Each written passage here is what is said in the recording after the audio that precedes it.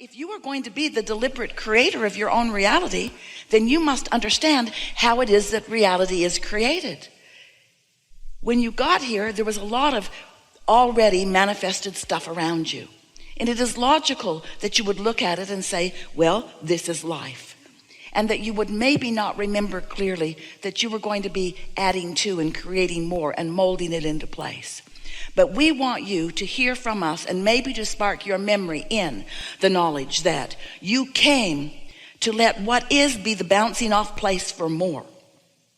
And that it is such a wonderful thing when the contrast of your life experience causes you to know that you prefer something beyond what is. And further, to actually consciously know that once you have launched the rocket of desire, that the entire universe will work in concert to help you in the manifestation of it. And nothing less than that will do for you. There is no satisfaction in just coming forth and regurgitating what's already there. You get bored so fast and really sort of petty about the bad job they've been doing.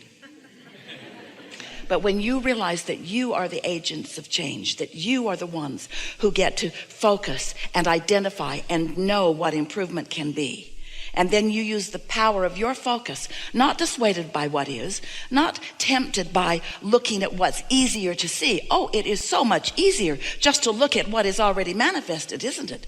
It's so much easier to see it and praise it or criticize it. It's so much easier just to look at what is and weigh in with all of the other statisticians on the goodness and the badness and the rightness and the wrongness of it.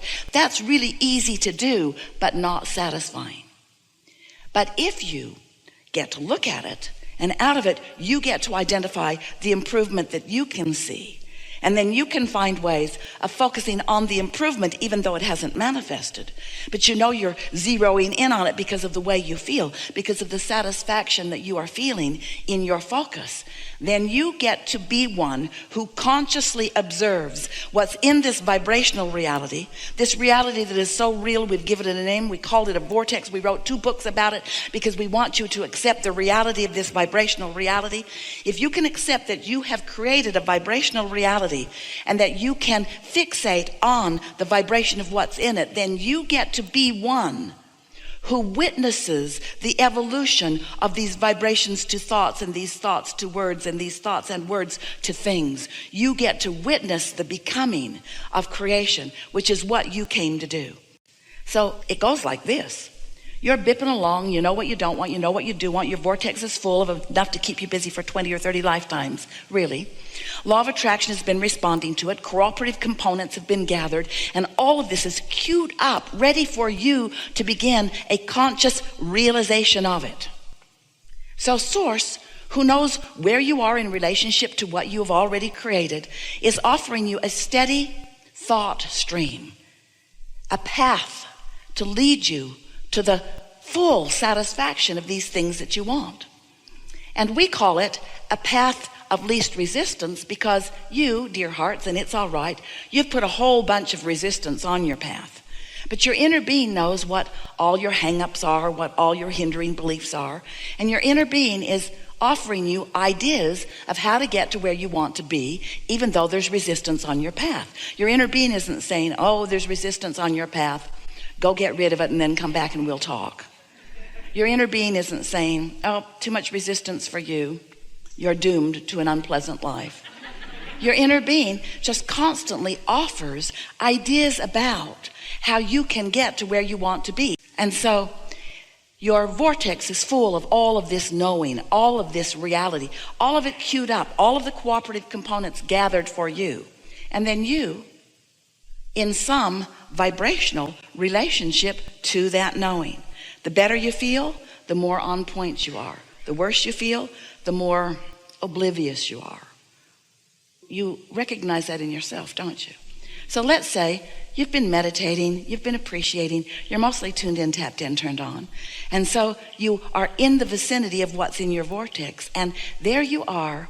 Maybe you've just meditated and you've cleared your mind. It's such a wonderful state of being. And then near the end of your meditation, a thought occurs to you. This sweet thought comes into your mind, and you can feel the exhilaration of it because it's a pure idea straight from source. And so when that first sweet thought comes to you, and by that sweet thought we mean that thought that is not burdened by doubt or disbelief, that first really good satisfying thought comes, then you're off and running. And once you allow yourself to be the receiver of those good feeling thoughts, and even more important, the understander of why you had access to such a thought and what that thought would lead to. It's like getting ready to be ready, to be ready, to be ready, to be ready for the full manifestation. But so often, you just want the full manifestation. You don't want to be ready to be ready. You just say, I want it, and I want it now.